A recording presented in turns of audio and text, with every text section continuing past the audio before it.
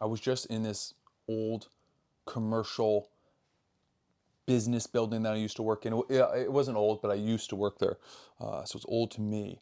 And it's one of those buildings that's just drab and big and blocky and uninspiring. And I did not like being there, and I didn't like when I worked there. I'm one of those people who is absolutely on board with this notion that we have to get back to beautiful architecture. There's more than there's things that are more important. There's higher ideals than just efficiency and convenience and making big businesses lots of money. So number goes up on their stock ticker.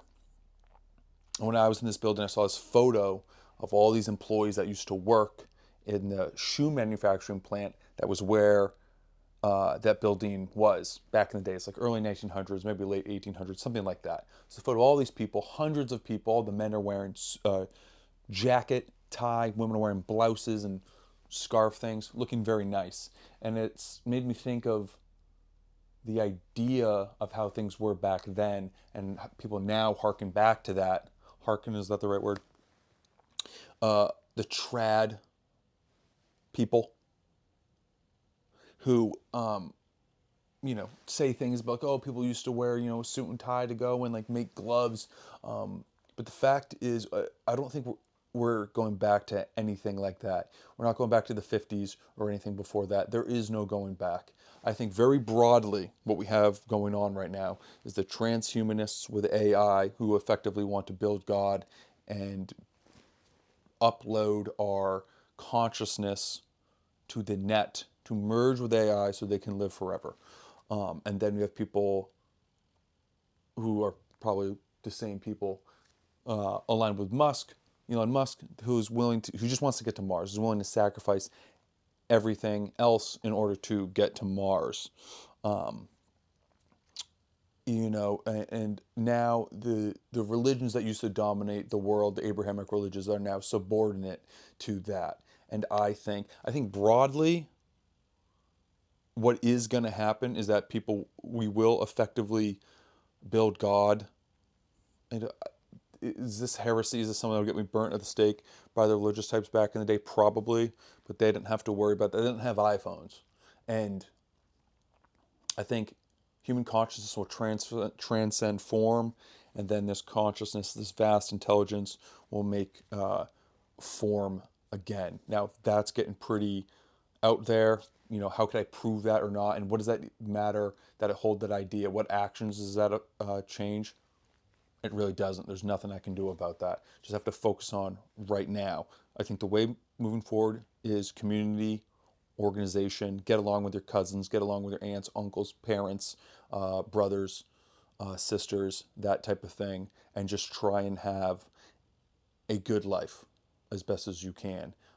Realize that despite all the BS that is happening right now, people have dealt with much worse. I've been to multiple third world countries right now in my life, and I've seen people living in poverty who have way better attitudes than your average American because they're not all taking SSRIs and watching internet pornography all the time and shit posting on Twitter, living in the moment. Um, and then on a personal level, I think that the Christian religion has not run its course. I think people should get on board with what that means. Maybe it does, and maybe it is over. End of the age. Jesus represented the age of Pisces, that type of thing. Who knows? Maybe it is the end, but then even if that is the end, then you got to see it. You got to see it through.